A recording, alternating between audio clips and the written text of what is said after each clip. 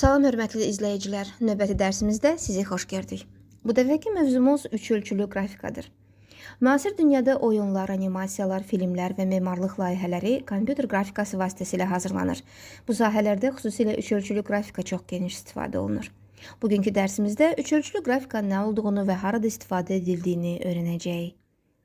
Üçölçülü qrafika, 3D qrafika, obyektlərin eni, hündürlüyü və dərinliyi nəzərə alınmaqla kompüterdə yaradılan qrafik təsvirlərdir.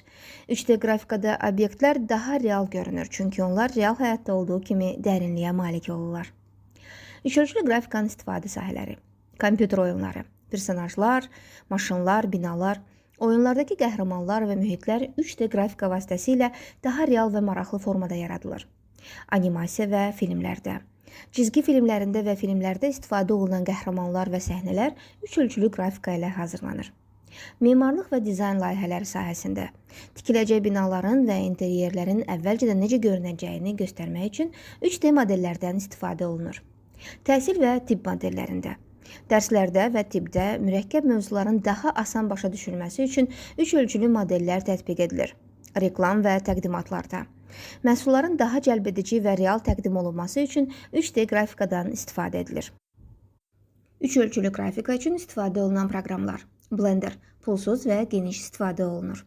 Açıq mənbəli və pulsuz olan bu proqram 3D modelləşdirmə, animasiya və rendering üçün geniş imkanlar təqdim edir.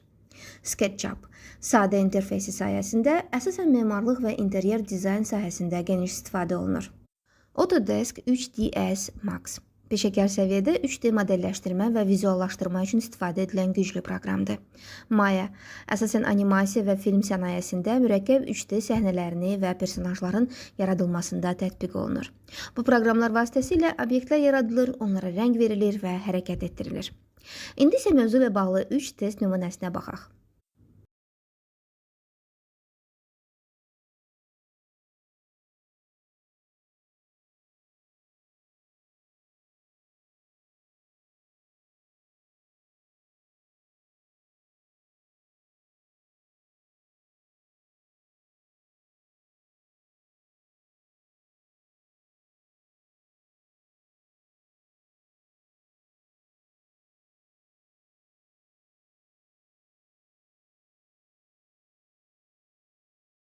Beləliklə bu dərsdə siz üç ölçülü qrafikanın nə olduğunu, hansı sahələrdə istifadə edildiyini və hansı proqramlarla yaradıldığını öyrəndiniz.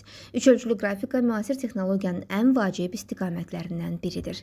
Bununla da dərsimizin sonuna çatdıq. Əgər video faydalı oldusa, bəyənin, paylaşın və kanala abunə olmağı unutmayın.